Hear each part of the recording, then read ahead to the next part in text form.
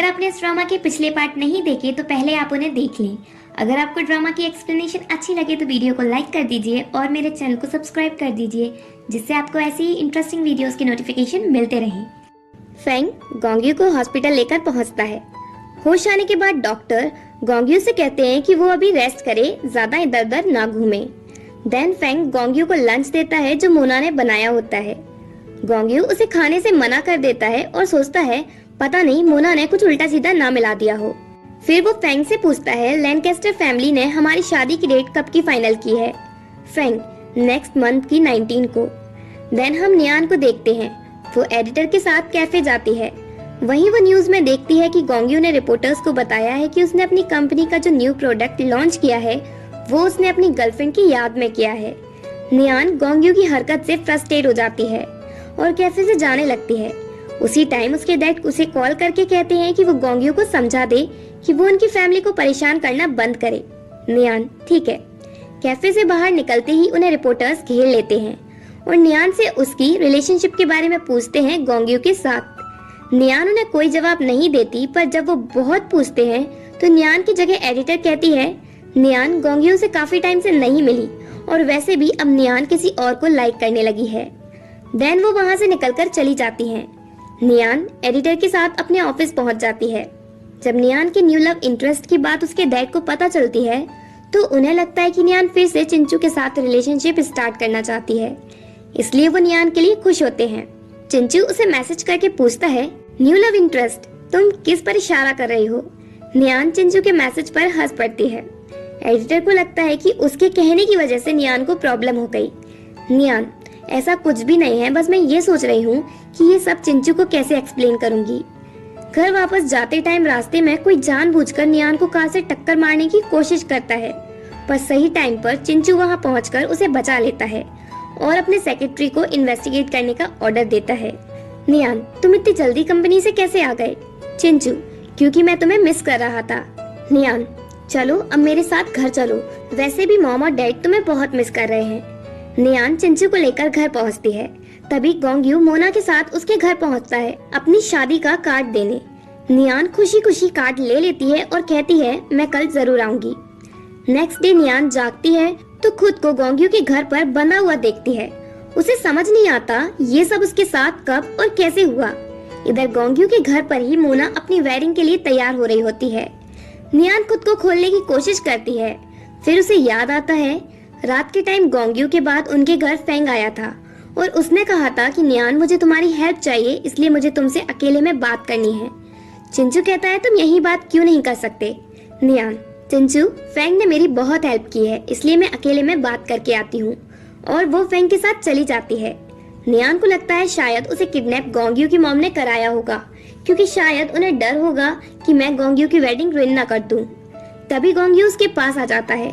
नियान समझ जाती है कि उसे गोंग्यू ने ही किडनैप कराया है और पूछती है गोंग्यू आज तुम्हारी शादी है ना। गोंग्यू हाँ, तो क्या तुम्हें अपने एक्स बॉयफ्रेंड से कुछ कहना है। नियान नहीं, कुछ नहीं कहना। गोंग्यू आज बहुत सारे लोग मेरी वेडिंग देखने आए हैं। वेडिंग के बाद मैं और मोना सेम बेड शेयर करेंगे और फिर धीरे धीरे रिस्पॉन्सिबिलिटीज की वजह से मैं अपने डैड की तरह रूड हो जाऊंगा। तो क्या आज इतने इम्पोर्टेंट डे पर तुम्हें मुझसे कुछ नहीं कहना। नियान क्या तुम शादी करना नहीं चाहते। इधर बाहर नियान की मॉम और चिंचू वेडिंग में पहुंचते हैं और नियान उनके पास नहीं आती तो उन्हें उसकी बहुत टेंशन होती है।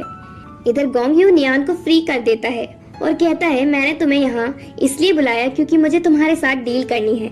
मैं तुम्हें शादी की ब्राइड बनाना चाहता हूँ।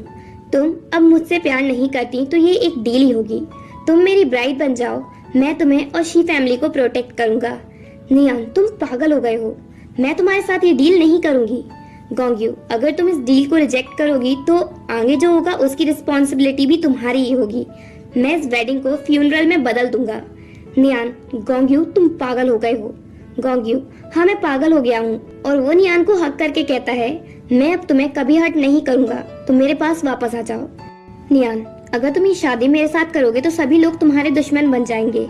गोंग्यू मुझे उससे फर्क नहीं पड़ता और तुम्हारे पास 1 घंटा है, तुम डिसाइड कर लो तुम्हें क्या चाहिए, वेडिंग या फ्यूनरल। नियान को तो कुछ समझ नहीं आता कि वो क्या करे। इधर मोना बहुत खुश होती है अपनी शादी को लेकर। फाइनली 1 घंटे बाद वेडिंग में गोंग्यू के साथ नियान आती है। ये देखकर सभी चौंक जाते हैं। गोंग्यू की मॉम उसे रोकने की कोशिश भी करती है पर गोंग्यू नहीं रुकता। उनकी शादी के बीच मोना आती है और गोंग्यू से कहती है, तुम इस वुमेन की वजह से मुझसे शादी नहीं कर रहे। गोंग्यू, हाँ मोना, तो क्या शुरू से तुम्हारी कोई इंटेंशन नहीं थी मुझसे शादी करने की? क्या तुम इतने टाइम से सिर्फ मेरा यूज कर रहे थे? गोंग्यू बिना हेजिटेट हुए हाँ बोल देता है। मोना गुस्से में आग बबूला हो जाती है और बोलती है, गोंग्यू मुझसे दुश्मनी करना तुम्हें बहुत भारी पड़ेगा। मोना अपनी फैमिली के साथ वहाँ से चली जाती है। चिंचू भी बहुत अपसेट होता है तो नियान की मॉम उसे लेकर चली जाती है और गोंग्यू की मॉम भी वहाँ से चली जाती है। कुछ गेस्ट बचते हैं जो सिर्फ वहाँ मजे लेने आए थे, तो गोंग्यू उनके सामने अनाउंस करता है कि आज से और अभी से वो अपनी फैमिली के साथ सारे रिश्ते तोड़ता है। इसके बाद वो फिर से वेडिंग कंटिन्यू करता है। गोंग्यू एक बार फिर सीरियसली नियान से पूछता है, क्या तुम मुझसे शादी करने के लिए तैयार हो? नियान, हाँ, और वो उसे किस करती है। नियान सोचती है 2 साल पहले वाली नियान ने कभी ये नहीं सोचा था कि उसकी लाइफ इतनी अच्छी, फ्री और इजी होगी और इतने अप्स डाउन्स के बाद मैं फाइनली कह सकती हूँ मेरी लाइफ की काफी प्रॉब्लम सॉल्व हो गई। पर मुझे ऐसा क्यों लग रहा है कि जैसे मेरी लाइफ में कोई प्रॉब्लम आने वाली है। शादी के बाद जब दोनों अपने हनीमून से लौटते हैं तो एयरपोर्ट पर शीदी उनसे मिलती है। नेक्स्ट सीन में हम देखते हैं नियान अपने घर आती है और उसकी मॉम उसे बताती है कि चिंचू शीदी को यहाँ लेकर आया है। मुझे इतना तो पता चल गया कि पहले तुम्हारे और शीदी के बीच रिलेशनशिप ठीक नहीं थी। मैं भी पहले शीदी को लाइक नहीं करती थी, पर जब वो यहाँ रही तो मुझे उसका बिहेवियर काफी अच्छा लगा। चिंचू ने कहा है कि हम शीदी को एक्सेप्ट कर लें, क्योंकि तुम्हारी शादी के बाद से चिंचू अकेला हो गया था और उसने ड्रिंक करना शुरू कर दिया था, पर टाइम पर शीदी ने आकर उसे बचा लिया। इसलिए मुझे लगता है तुम्हें भी उसे एक्सेप्ट कर लेना चाहिए। नियान, मॉम आप शीदी को नहीं जानती, इसलिए मैं उसे एक्सेप्ट नहीं कर सकती और न ही कभी उसे माफ करूंगी। गोंग्यू नियान से बोलता है, मुझे लगा तुम इजीली शीदी को माफ कर दोगी, पर तुम तो स्ट्रॉन्ग बन गई हो। शीदी फिर से उनके पास आती है और नियान से माफी मांगने लगती है जो उसने किया उसके लिए। नियान उसे माफ करने से मना कर देती है। गोंग्यू भी शीदी से कहता है, तुम ये अपनी एक्टिंग करना बंद करो। तभी वहाँ चिंचू आता है और नियान से कहता है, नियान जब से तुम्हारी शादी इस गोंग्यू से हुई है तब से तुम बहुत रूड हो गई हो।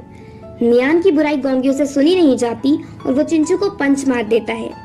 नियान जैसे तैसे समझाकर उसे घर ले आती है। नेक्स्ट डे नियान की मॉम गोंग्यू के घर आती है लंच पर, लेकिन जब वो गोंग्यू की पजेसिवनेस देखती है नियान के लिए तो वो डर जाती है, क्योंकि वो नियान को किसी से टच तक होने नहीं देता। देन रात के टाइम नियान बुरा सपना देखकर डर कर उठ जाती है। गोंग्यू भी जाग जाता है और उससे कहता है, तुम डरो नहीं, मैं यहीं तुम्हारे पास हूँ। नियान बोलती है, गोंग्यू मुझे लगता है तुम्हें अपने डिसऑर्डर का ट्रीटमेंट करा लेना चाहिए। गोंग्यू, नहीं मैं नहीं कराना चाहता, क्योंकि मुझे डर है कि कहीं ट्रीटमेंट के बाद मेरी फीलिंग्स तुम्हारे लिए कम ना हो जाएं। नियान, ऐसा कुछ नहीं होगा। गोंग्यू, अब तुम सो जाओ, आधी रात को ये फालतू बातें नहीं सोचो। नेक्स्ट डे नियान फेंग के साथ वॉक पर जाती है और पूछती है, तुम्हें नहीं लगता जैसे गोंग्यू चेंज हो रहा है? फेंग, गोंग्यू कभी चेंज नहीं हो सकता। वैसे गोंग्यू के बर्थडे की सारी तैयारियां हो चुकी हैं। तभी भागती हुई मेड आती है और नियान से कहती है, मिस्टर गोंग ने कुछ गलत कर दिया है।